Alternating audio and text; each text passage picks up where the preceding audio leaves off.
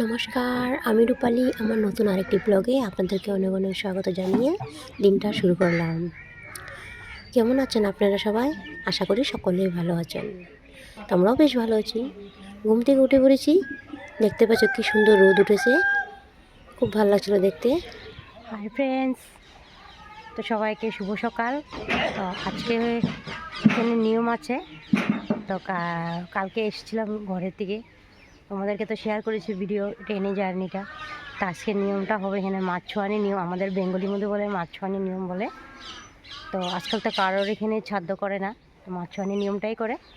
তো যতটুকু পারবো শেয়ার করবো, আর যতটুকু কি আমাদের এখানে অত একটা কেউ ভিডিও করে না, তো সবাই হাসে, তো তার জন্য চেষ্টা করবো শেয়ার করার জন্য। মানুষজন অনেক আসবো ঘরের মধ্যে, তো ভিডিও করা তো অসম্ভব হয়ে যায় না। ফাঁকে ফাঁকে যদি পারি তো শেয়ার করব। এখন কটা বাজে? এখন 8:30 বাজে। তো আজ তখনও দেরি আছে, রান্নাবাড়ির জোগাড় করবে। এখন সবাই ঘুম থেকে উঠেছে, চা খেয়েছে, আমি খাইনি, বা জাস্ট মুখ ধুয়ে তোমাদের সাথে কথা বলতে এসছে করেছি আমি।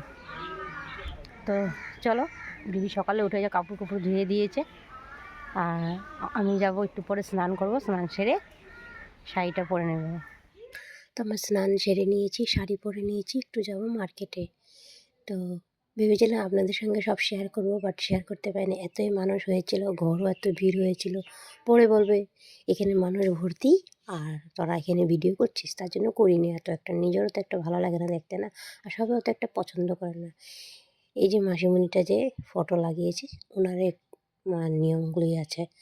তো আমি একটু মার্কেটে যাচ্ছি বোনজির সাথে, তো দিদির মেয়েটার সাথে। তো রেডি হয়ে গিয়েছে, তো ওখানে এসেছি বৌদির ঘরে। মার্কেট থেকে এসে পড়েছি, দেখতে পাচ্ছ বৌদির ঘরে এসে পড়েছি একটু সন্ধ্যার দিকে। তো কোনো কিছু শেয়ার করিনি, তো ঘরে এসে একটু ভিডিও শ্যুট করে নিলাম। ও সন্ধ্যা দিচ্ছিলো, দাদা ছেলেটা ছোটোটা। আমি বললাম মন্দিরটা একটু শেয়ার করে নিই আপনাদের সঙ্গে। দেখতে পাচ্ছ এটা আপনাদের ঘরের মন্দির। তা যেহেতু আমরা অনুকূল ঠাকুরের গুরু দীক্ষিত, তার জন্য অনুকূল ঠাকুর একদিকে আর বাদবাকি ঠাকুর আরেকদিকে। তো দেখতে পাচ্ছ সুন্দর হয়েছে কিনা কমেন্ট সেকশানে জানাবে।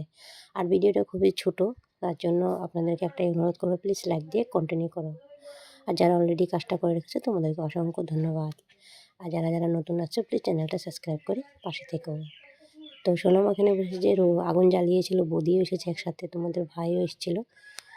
তো এখানেই সবাই বসে একটু কথা বলছিলাম, যেহেতু দিনের বেলা অনেক মানুষ ছিল, এখন ঘরের মানুষ আরও কত কত মানুষ আসছিলো। আমরা এক সাইডে বসে বসে আগুন তাপাচ্ছিলাম। অত একটা মানুষ হয়নি, দিনের বেলা প্রচুর মানুষ হয়েছিল। তো এখানে ওকে বলছিলাম হাই বল, তো ওদেরকে বলছিলাম হাই বল। এই যে ওরা জানেন ভিডিও করি। এটা হচ্ছে ছোটোটা দিল্লি থেকে এসছে, আর এটা হচ্ছে পাশের বাড়ির।